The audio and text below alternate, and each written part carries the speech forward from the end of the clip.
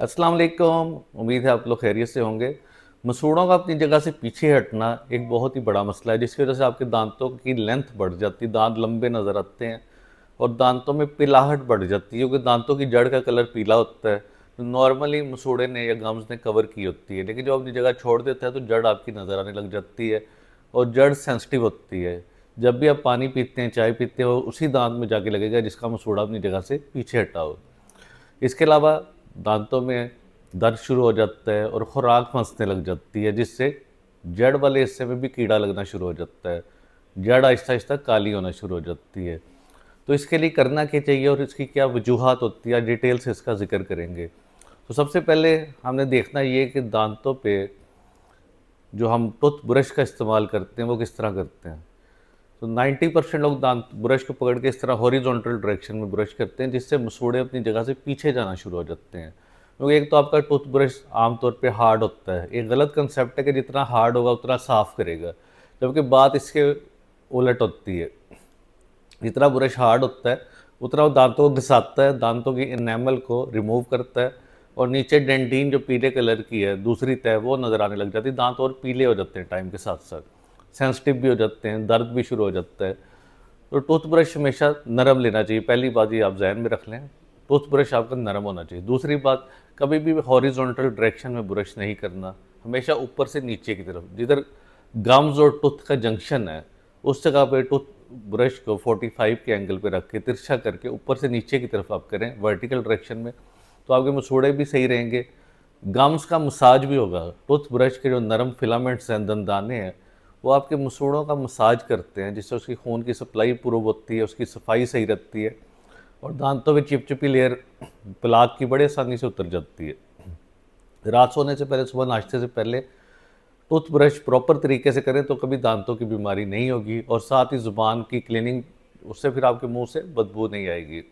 लेकिन अगर चलो अब हो गया मसला, आपका मसूड़े अपनी जगह से पीछे हट गए, अब इसका करना क्या है। हमारे पास तो तरीका ये है कि हमारे क्लिनिक पे जो उस जगह को सुन करते हैं, लोकल एनेस्थीसिया देते हैं, फिर उसकी गम ग्राफ्टिंग करते हैं। यानी तालू जो पैलेट होता है उसके अंदर छोटा सा पीस लेके उस जगह पे लगा देते हैं, जिसे कहते हैं गम ग्राफ्टिंग। यानी आपके मुंह के हिस्से से एक छोटा सा मांस का टुकड़ा लेके उस मसूड़े वाली जगह पे हम अटैच कर देते हैं। लेकिन हर केस में इंडिकेटेड नहीं है, हर केस में कामयाब भी नहीं होता और महंगा प्रोसीजर है। तो घर में बैठ के आप क्या कर सकते हैं, कौन से ऐसे तरीके हैं जिससे आप अपने मसूड़ों को मज़ीद पीछे जाने से रोक सकते हैं और कुछ केसेस में थोड़े बहुत ग्रो भी हो जाते हैं। तो सबसे पहला तरीका इसके अंदर जो है वो बड़ा ही आसान है कि आपने सॉफ्ट टूथब्रश को ऊपर से नीचे की तरफ ब्रशिंग करनी है। बहुत ही है तो सादा, इससे आपके दांतों की बीमारियां भी सही हो जाएंगी, आपके गम्स भी ठीक हो जाएंगे। और दूसरा अहम तरीका, गम्स का मसाज। ये आइडियल मेथड है, बड़े अच्छे फीडबैक लोगों के मिले हैं। 6 मंथ जिसने यूज़ किया उसके मसूड़े थोड़े बहुत ग्रो भी हुए हैं। ये फीडबैक जो मुझे मिला है बड़ा ज़बरदस्त है।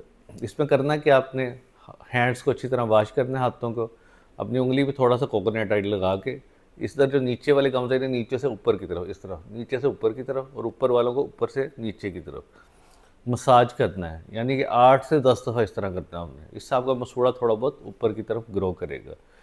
तो इसमें आपने सिर्फ कोकोनट ऑयल आपको चाहिए होगा और जब भी आपने टूथब्रश करना है उसके बाद ये रूटीन बना ले, दिन में 2 दफ़ा आपने इस तरह करना है। तो गम्स के मसाज से क्या होगा, खून की सप्लाई बेहतर होगी, मसूड़े की हेल्थ इंप्रूव होगी और मसूड़े के अंदर नई ब्लड वेसल्स आ जाएंगी, जिससे थोड़ी बहुत उसकी ग्रोथ हो सकती है। अगर आपके पास कोकोनट ऑयल से भी एक अच्छी ऑप्शन है, वो है एलोवेरा जेल। एक प्योर प्लांट जो होता है, एलोवेरा का एक पत्ता उसके काट के नाइफ से उसके अंदर से इसका जेल निकाल लें, उसे थोड़ा सा फिंगर पे लगा के उससे भी आप मसाज कर सकते हैं। वो थोड़ा कड़वा ज़रूर होता है लेकिन उसका असर बड़ा अच्छा है। उसे गम हीलर का नाम दिया गया। अगर आप गूगल पे सर्च करें तो एलोवेरा जेल को कहते हैं गम का हीलर है। उसके ज़ख़म भी सही करता है, उसकी ग्रोथ भी करता है। तो एलोवेरा जेल एक बड़ी मैजिक चीज़ है, आप इस्तेमाल करके देखें, उसके बड़े अच्छे रिज़ल्ट आपको मिलेंगे। इसके अलावा जो काम आपने करना है वो बड़ा अहम है, वो है विटामिन सी का इस्तेमाल। विटामिन सी की कमी से भी मसूड़े ख़राब होते हैं, अपनी जगह छोड़ते हैं। तो विटामिन सी एक तो अपनी खुराक में आप शामिल करें, दूसरा विटामिन सी जेल, उससे भी उंगली से आप अपने गम्स पे लगा के अप्लाई करके उसका मसाज कर सकते हैं। विटामिन सी तो मसूड़ों के लिए बड़ा अच्छा है, क्योंकि हमारे मसूड़े या गम्स जो होते हैं उनके अंदर कोलेजन होता है जो बेसिकली प्रोटीन है। तो कोलेजन कुछ ज़्यादा तादाद में करने के लिए विटामिन सी चाहिए होता है। जितना विटामिन सी आप लेंगे उतना ही कोलेजन ज़्यादा बनेगा, उतने मसूड़ों की ग्रोथ में हेल्प मिलेगी। तो विटामिन सी का इस्तेमाल अपनी डाइट पे ज़्यादा रखें। और एक चीज़ और बड़ी अहम है, ओमेगा 3 फैटी एसिड्स, ये भी अपनी डाइट में रखें, इसका भी आपको बड़ा फ़ायदा होगा। रोस्टेड अलसी जो होती है उसके बीज 3-4 रोज़ चबाया करें, उससे भी आपके दांत मजबूत होंगे, मसूड़े भी सही होंगे। क्योंकि हमारे पास 2 चीज़ें हैं जो समझने वाली हैं। एक तो गम्स है, जो मांस होता है सॉफ्ट टिश्यू, उसके नीचे हड्डी होती है जबड़े की, जिसने उसे सपोर्ट की होती है। अब दोनों की हेल्थ ज़रूरी है। गम्स के लिए तो आइडियल आपका विटामिन सी है, और हड्डी के लिए कैल्शियम और विटामिन डी, इनकी कमी नहीं होनी चाहिए। आजकल के दौर में अगर आप कोई भी अपना टेस्ट कराए, वो देखेगा उसका विटामिन डी कम है, क्योंकि हमारा सनलाइट का एक्सपोजर बहुत कम हो गया। हम घर में इंडोर रहते हैं, पहले ज़मानों में बाहर के ग्राउंड में खेलते थे, क्रिकेट भी फुटबॉल भी, लेकिन आजकल ज़्यादातर घर के अंदर कंप्यूटर पे, लैपटॉप पे, मोबाइल पे लगे रहते हैं, तो विटामिन डी हमें नहीं मिलता। तो विटामिन डी की मिकदार लाजमी जिस्म में पूरी करें, विटामिन सी की पूरी करें, कैल्शियम की पूरी करें।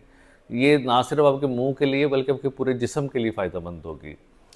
इसके अलावा इसमें एक काम आपने और करना है, जब भी आपने खाना खाना है उसके बाद नीम गर्म पानी में नमक डाल के कुर्लियाँ करनी है, ताकि खाने के ज़र्रात जो दांतों के दरमियान फंस रहे हैं वो निकल जाएं। ब्लड प्रेशर के मरीज़ नमक का इस्तेमाल ना करें, लेकिन बाकी लोग बड़े बासानी कर सकते हैं। तो ये सारे तरीके अगर आप करेंगे तो आपके मसूड़ों में फ़र्क पड़ेगा। कुछ केसेस में ग्रोथ भी देखी गई है, जैसे जो फीडबैक जिसका मिला वो कोकोनट ऑयल है।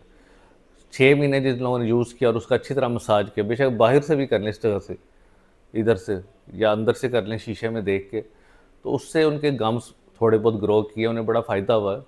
और एलोवेरा जेल पे रिसर्च अभी मैं पढ़ रहा था। एलोवेरा जेल को पॉकेट्स, आपने सुना होगा, दांतों और मसूड़ों के दरमियान पॉकेट्स बन जाती है, गम्स आपके फूल जाते हैं, जिस तरह हमारी जेब होती है, शर्ट की जेब है जिस तरह, उस तरह मसूड़े फूल जाते हैं, पॉकेट्स बन जाती हैं। उन पॉकेट्स के अंदर एलोवेरा जेल को रखा गया, थोड़ा सा अप्लाई किया, तो एलोवेरा जेल की वजह से पॉकेट्स श्रिंक कर गई, ठीक हो गई, और मसूड़े दोबारा अपनी पहली वाली हालत में आ गए। तो एलोवेरा जेल भी बड़ा एक जादुई चीज़ है, इसका इस्तेमाल आपके करके देखें तो बहुत फ़ायदा आपको होगा।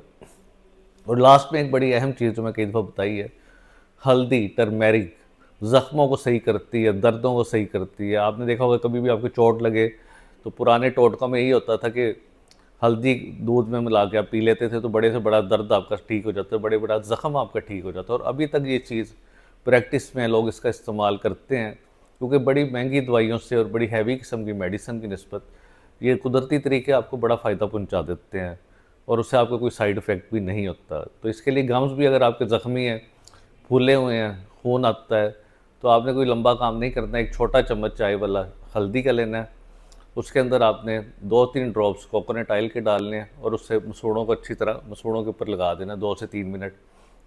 उसके बाद नीम गर्म पानी में नमक डाल के अच्छी तरह कुर्लियाँ करनी है, ताकि वो सारा रिमूव हो जाए, हल्दी का निशान दांतों पे ना पड़े। लेकिन जिन लोगों के दांतों पे खोल चढ़े हैं, नकली क्राउन सिरेमिक के या कंपोजिट फिलिंग्स हुई हैं, वो इसे यूज़ ना करेंगे, वो हल्दी का निशान पड़ सकता है। लेकिन जिनके दांतों पे पहले कोई ट्रीटमेंट नहीं हुआ, तो वो अपने मसूड़ों के लिए इसे इस्तेमाल कर सकते हैं। तो उम्मीद है आज की इन्फॉर्मेशन आपको पसंद आई होगी। इससे रिलेटेड कोई भी सवाल आप नीचे कमेंट बॉक्स में पूछ सकते हैं। शुक्रिया।